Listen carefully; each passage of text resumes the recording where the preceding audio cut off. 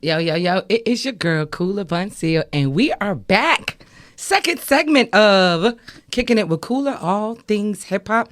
It's not just music, it's a culture. Excuse me. So last week was the first segment of Kicking It with Kula, all things hip-hop, and we touched bases on the element and foundation of hip-hop. And I thought that was a great way to start my journey with this show. We're going to talk about, fundamentals before we start building up. Now, one of the fundamentals we touched base with was DJing. We started off with DJing because that's the groundwork for everything, I think. Now, DJing moved its way into the producer, okay? So why not have a segment dedicated to the producer?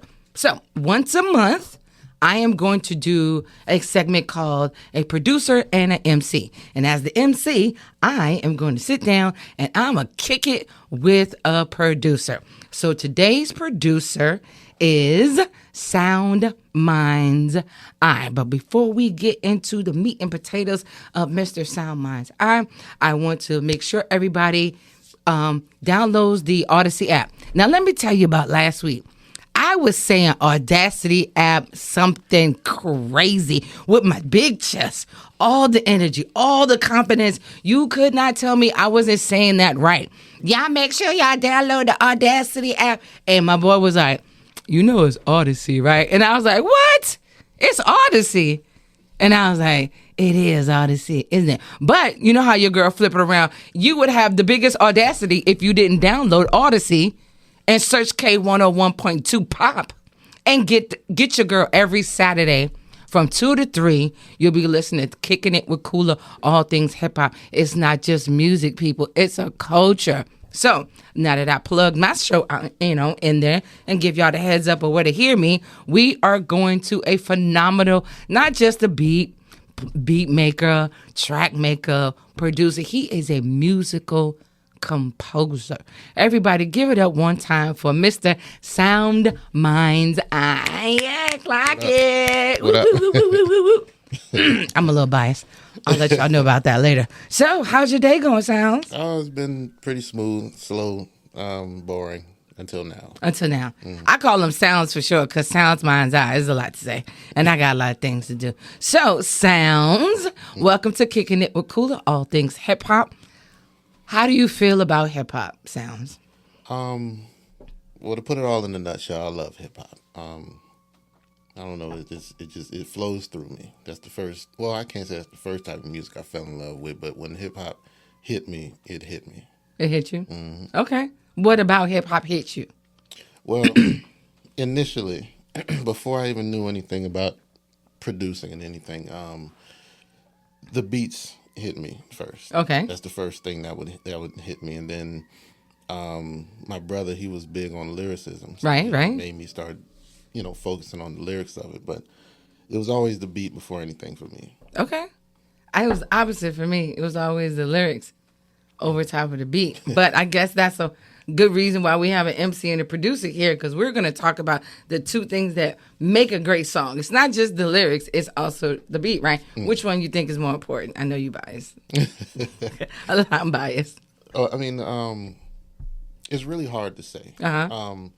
I believe we had a discussion the other day. It might have been yesterday. We was listening to somebody. I can't remember who it was. But without the person's lyrics on that beat would have been trash. It was Busta. It was Busta, and it was a beat, and you were like, would you rhyme to this? And I was like, yeah. I was like, not really. It wouldn't be my choice. I said, but anything, it was Busta making the beat, because the way Busta was rhyming on the beat, you thought that was the beat. Exactly. And it was really his cadence. Exactly. And yeah, without the cadence, it would have been garbaggio. Yeah. So you're absolutely right. There are great times where the lyricist cadence, whatever, however they rhyme on it, make the beats. Because it could be a simple beat. Mm-hmm. But okay, speaking of simple beat, grinding. We all know grinding is a very simple beat. Mm-hmm. Okay, so who makes the beat? Who makes that song? So with that example, of course, the lyricist made that song. Okay, I'm about to say because we was about to, you know, I was like, you know, the Clips made that song. Stop playing with But me. you know, there are some times when the beat makes the song and the lyrics, like, it can do with or without the lyrics on it. Okay. I'm not sure if you remember that song, "Party Like a Rock Star." Yeah, I heard.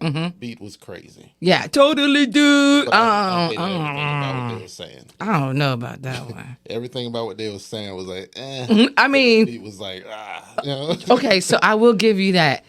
But okay, so it wasn't about lyrical delivery on that. No, because that's a party song. exactly. So to them, they're not supposed to get lyrical on a party song. Which is true. But for the most part, I think the ad libs were better than the lyrics, and that helped with the beat.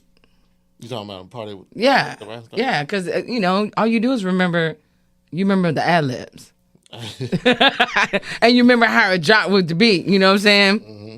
So there's a lot of songs in hip hop that you have where if you take the lyrics off, you'd be like, what is this? Mm. And then if you bring the beat and you can just listen to the beat, like, not Annie Up is not a good example.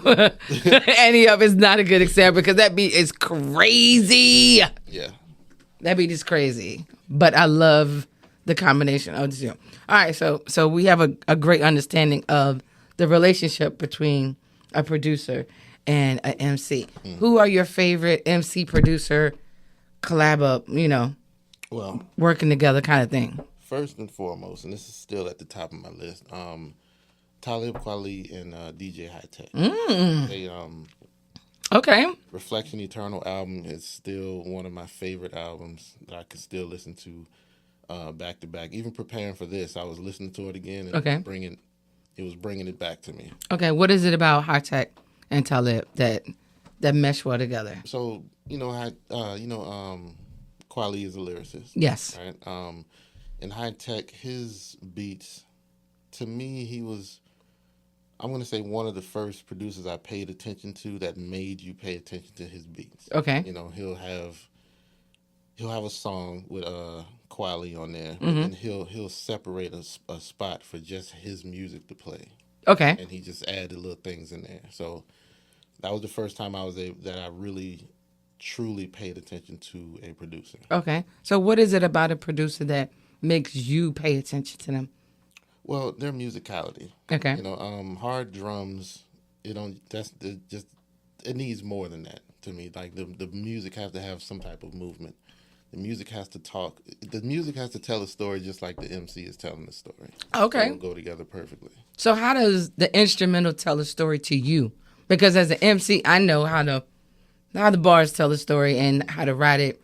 I'm not saying there's not affliction in the beat, because I look for certain nuances of a beat, so I know where to put certain bars and ad-libs, and it'll go like when a beat drops, I know certain things to say or whatever. Mm-hmm. But what is it about a producer when you hear other producers' music that resonates with you, that makes you want to get in the lab and do your thing? Well, this is a discussion we had, too, a long time ago. Remember when I was telling you about chord progressions? Yes. Okay, so the chord progression is the movement of music, basically. Mm-hmm. So let's just, for example, a minor chord. There's major and minor chords, and there's other ones, but those are the main ones. In a minor chord, going from the 1 to the 4 creates a, can't think of the word, like a mood. Okay. Whereas 1 to 5 creates like a subtly different mood. Mm-hmm. And then 1 to 3 leads to either 1 or 4 again. So it's a movement that tells a story to me. Okay. See, that's why I said you're more of a musical composer.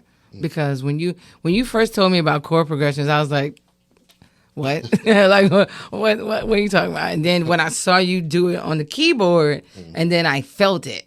Yeah. Now, I don't know what it looks like to do, but I know how it feels to hear. Exactly. So it either makes me excited or it's up tempo and it makes me jovial, or it kind of makes me feel sad, or kind of makes me feel like it's like I could conquer the world kind of thing, like certain movements of songs. So I have a really good example of that. Talk to me. You might laugh. No, I probably will. Talk to me. All right. So remember the song Georgie Porgy? Yes, MC Light. I want you to think about that. Think about the music first, right? Real somber, real sad. Yeah, okay, And okay. she's telling a sad story. She is. She See how is. it goes together? It does go together. George was good. Damn good. Yeah, we talked about how sometimes you go back and listen to the songs you really, really like as a kid, and you're like, what was she? What was she spitting? Like, I thought she was spitting. I thought she was spitting. I went back and listened to the lyrics. I was like, ooh, okay, like, that's cute. But yes, it was a very, and she's a great storyteller too. That's one of my favorite songs, Georgie Porgy. And it's not like something you would think somebody would talk about, but she made herself stand out with that song. And you're right. Yeah, like, it did have like a heaviness to it because of the content that she was talking about. So yeah, it did help create the more vivid part of that storytelling, help her bring it to life. Exactly. That's what's up. It's weird that you say that because I've been fishing around on your YouTube, and you have some original music out with some really dope artists, and I saw one called Lazy Days. And we're not gonna play all of it. We're probably gonna talk over it a little bit while we listen to it a little bit. But Lazy Days is a song that you and I did together, correct? Mm-hmm. Okay, so there's an origin story to this song. Yeah. So start it off for me. Well, there was a painting that you did. Okay. And then you sent it to me. And when I was looking at the painting and the colors in the painting, I made a beat to go with the painting. And you used a lot of warm colors in that painting. Mm-hmm. And that's what I named the beat, Warm Colors. Now, when you listen to the instrumental, you can kind of see the sunset and everything. Mm-hmm. See the warm colors, and you can see the fall leaves, all of that stuff. Okay. And it's weird because when I heard the song, when I heard the beat, you sent the beat, and I was just like, I heard everything you're saying. I didn't hear, I saw. So when I hear, I listen to a track, and I visually see it. And so the bars help narrate what I see in my head. And you're absolutely right. I saw sunset. I saw coziness and cuddling. I saw love. I saw a day where a couple just chilled out the whole day and just had a lazy day. And that was an organic way that Sounds and I came up with a song based off the inflections that I heard from the beat. So I just want to say shout out for that, and thank you for creating one of our dope songs, Lazy Days. Now, when we come back to Kicking It with Kula, all things hip hop, we're going to dive deeper into your hip hop phase, because you told me about Hot Tech, and you sent me one of your songs that you like about Hot Tech. So we're going to listen to that. We're going to dive into some of your other favorites, and we're going to talk about what about those particular producers make you put them up to top rank. All right. We'll see you back. Kicking It with Kula, all things hip hop.